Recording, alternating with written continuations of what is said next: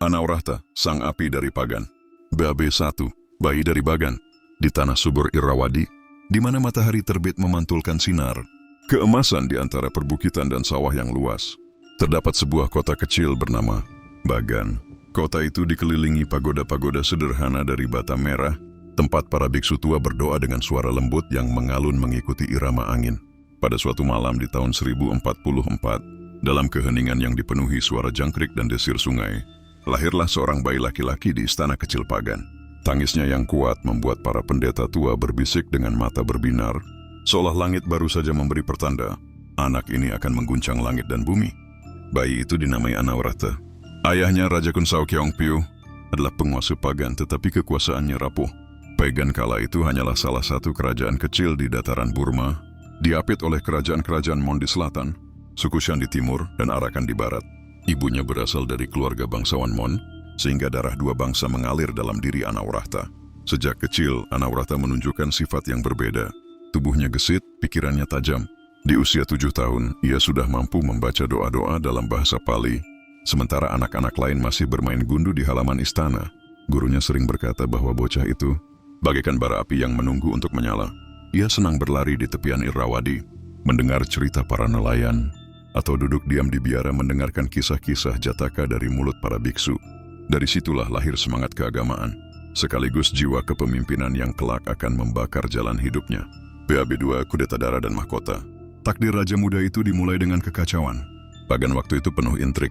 Saudara-saudara tirinya bersekongkol menurunkan ayahandanya dan memaksa Raja Kunsao untuk meninggalkan istana, hidup sebagai biksu di biara terpencil. Bagi Anaurahta itu adalah luka yang mendalam. Ia melihat ayahnya yang dulu perkasa kini berselubung jubah oranye, berjalan tanpa mahkota, membawa mangkuk derma. Hatinya bernyala dengan amarah, tapi juga tekad. Ia berjanji suatu hari ia akan mengembalikan kehormatan keluarganya. Ketika usianya baru menginjak 20, Anaurahta menghimpun pengikut. Para bangsawan muda yang kecewa dengan kekuasaan baru berdiri di sisinya. Para biksu pejuang yang menolak ketidakadilan ikut memberkatinya. Bahkan rakyat kecil Pagan, para petani, nelayan dan pengrajin mendukungnya karena mereka melihat api keyakinan dalam matanya. Dengan kekuatan kecil namun bersemangat, Anaurahta menyerbu istana. Pedang bertemu tombak, darah mengalir di halaman, dan teriakan perang bergema di malam yang kelam. Pada akhirnya, ia berdiri di atas singgasana Pagan, menggenggam mahkota yang berlumuran darah.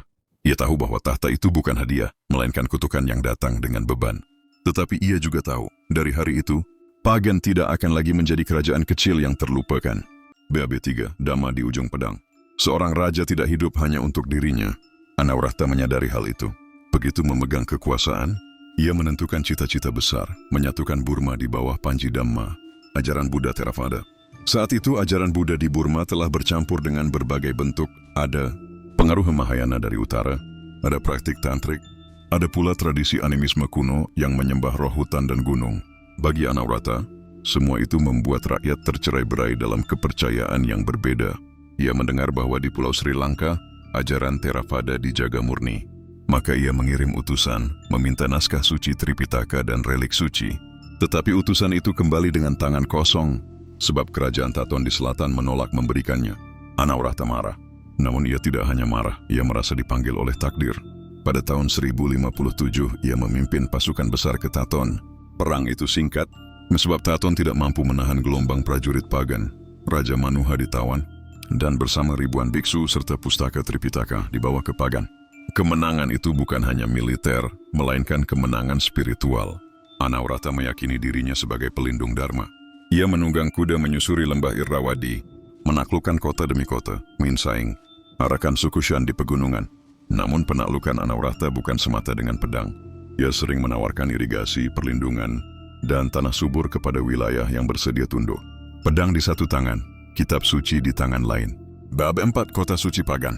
Dengan kekayaan dari Taton, Pagan berubah dari kota kecil menjadi pusat peradaban. Jalanan dipenuhi pedagang dari India, Sri Lanka, dan Tiongkok. Pagoda bermunculan di setiap sudut.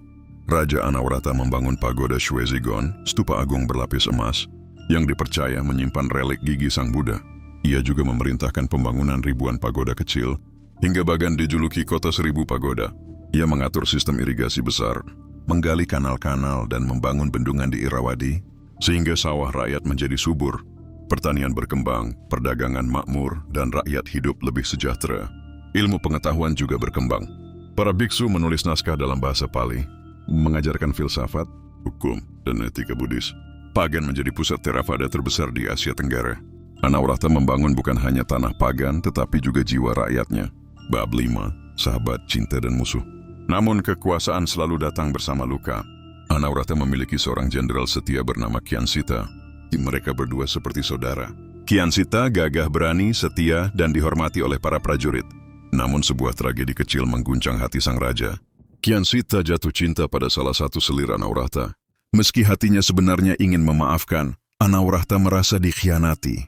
Dengan berat hati, ia mengusir Kyansita ke pengasingan. Namun jauh di lubuk hati, ia tahu suatu hari, Kyansita akan kembali membawa obor warisan pagan. Di sisi lain, Anawrahta harus berhadapan dengan musuh-musuh luar. Suku Qin dari barat sering memberontak, begitu pula kerajaan-kerajaan kecil di sekitar Burma. Tapi Anawrahta selalu mengimbangi pedang dengan diplomasi.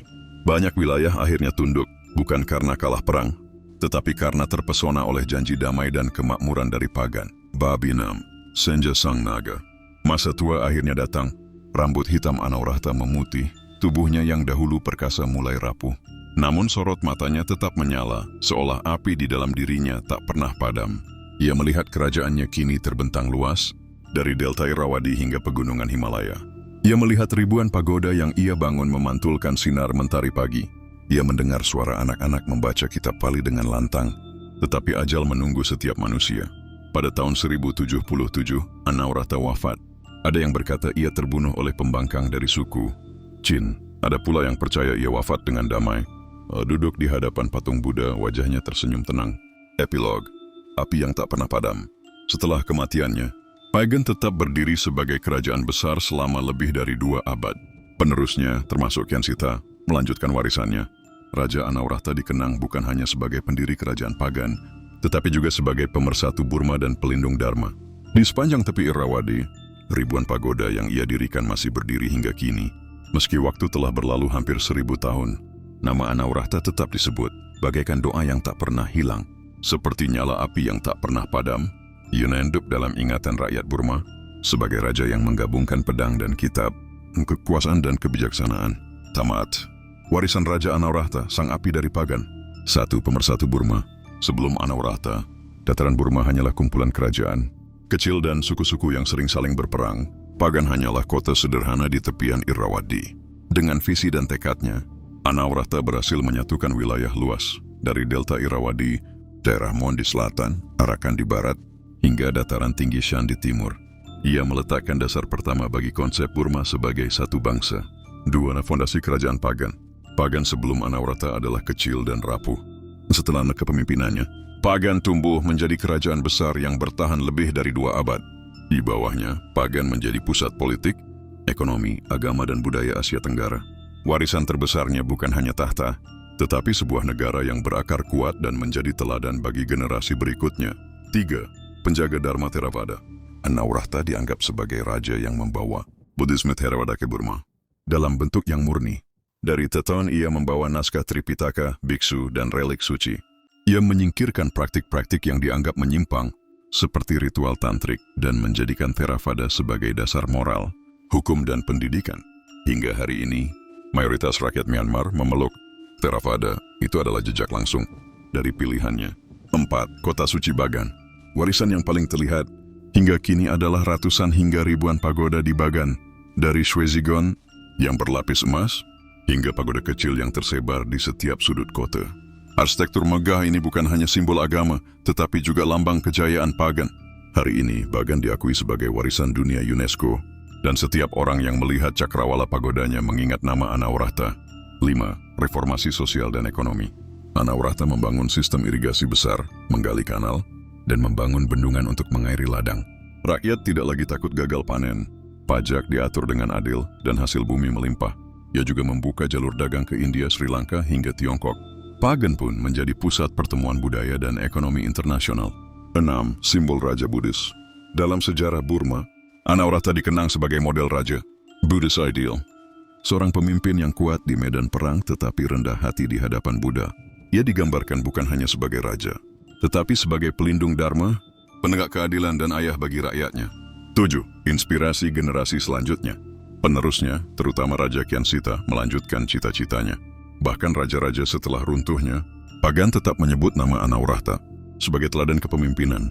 Bagi bangsa Burma, Anaurahta adalah titik awal sejarah nasional mereka. Kesimpulan, warisan Raja Anaurahta bukan hanya tahta atau tanah, tetapi identitas sebuah bangsa. Ia membentuk Burma sebagai negara pertama yang menyatu, membawa ajaran Theravada ke jantung masyarakat, dan meninggalkan Bagan sebagai monumen abadi.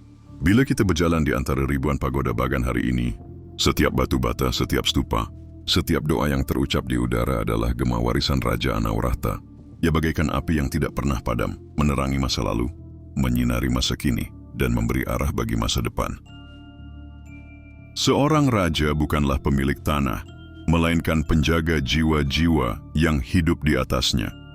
Aku membangun stupa dan kota bukan untuk kebanggaanku semata, melainkan untuk memastikan namaku tertulis di hati rakyatku melalui ketenangan dan kesejahteraan yang mereka rasakan. Air sungai mengalir membawa kesuburan, dan rakyatku adalah ladang yang haus akan keadilan. Maka aku jadikan saluran irigasi bukan sekadar pekerjaan, melainkan doa panjangku, agar setiap tetes keringat mereka kembali sebagai kehidupan, bukan penderitaan. Pedang menaklukkan negeri, Dharma menaklukkan hati.